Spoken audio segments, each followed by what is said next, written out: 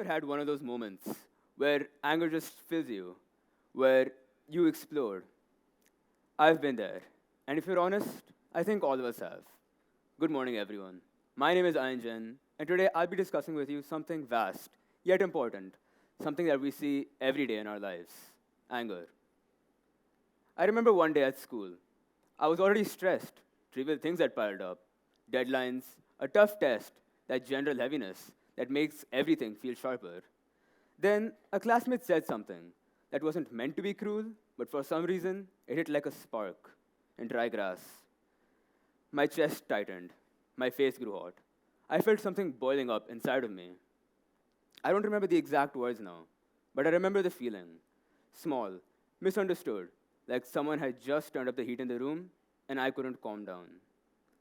You know that silence that follows when things go wrong? The way everyone glances away? That silence stayed with me that day.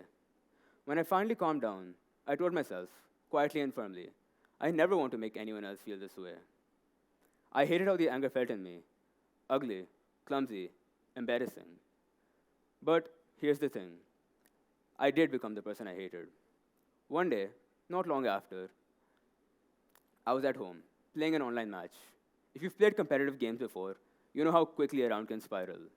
One missed move, one lag spike, one bad call, and suddenly the team chat lights up. That night, frustration stacked on frustration. And when someone on my team made a mistake, I snapped. I typed words I didn't mean and hit send before I even thought. The energy in the lobby changed. The laughs went quiet. The fun drained out of the game. Later, in a group project, the same pattern showed. A teammate missed a deadline. My first impulse was not to ask if they were okay. My first impulse was to judge. I said things sharply. My tone closed the conversation before it even started. I watched the look on their face and realized, painfully, that I had made them feel exactly the way I had felt in that room small, exposed, and ashamed. That was my mirror. I finally saw that anger wasn't something that just happened to me, it was something I carried. I hated it was something I carried. And that scared me, because the very thing I'd sworn to never inflict on anyone was the thing I kept passing along. So I started asking questions. Why is this so important? Why do we explode? Why does a tiny spark light a wildfire inside of us? And the more I looked, the more I understood that a lot of this isn't moral failings, it's biology.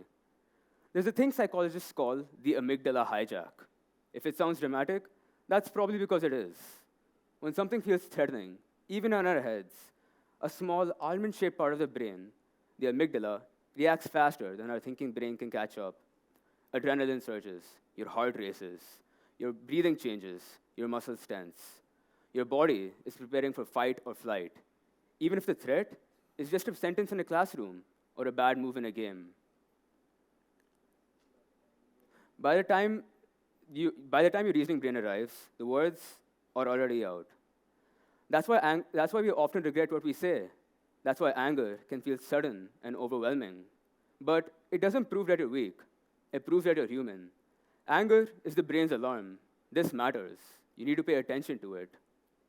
But an alarm can be useful or misleading. It tells you when something's wrong, but it doesn't tell you what to do next. Too often, I treated the alarm like an order react, punish, defend. What I needed to learn was how to translate that alarm into information. Why does this matter to me? What is this feeling trying to point out? There's a simple shift that changed everything for me. It came from a small question a mentor taught me. What else could this mean?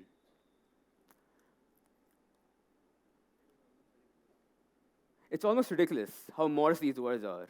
And yet, that tiny question pulls you out from a loop of certainty and pushes you into a space of curiosity. So, the next time I felt that heat right on my chest, whether it was a snide comment in class, a teammate's mistake in a game, or a missed deadline in a project, I would pause. Not forever, not to avoid the feeling, just a breath, a step back, and then the question what else could this mean? Maybe they weren't trying to hurt me. Maybe they were tired. Maybe their internet lagged. Maybe they were drowning in other things I didn't know about. And there's something bigger here. when I started listening to that question, I noticed how often my initial stories about people were wrong. Our brains are storytellers. Once we pick the villain, everything looks like evidence. Psychologists call this the fundamental attribution error. When others problematic, we assume others' problematic actions come from character, while our own come from circumstance. If I'm late, it's traffic. If you're late, you don't respect me. That bias colors our anger. But history has showed us that anger, carefully handled, can be the seed of change. Anger isn't only a private hazard, it's a public fuel.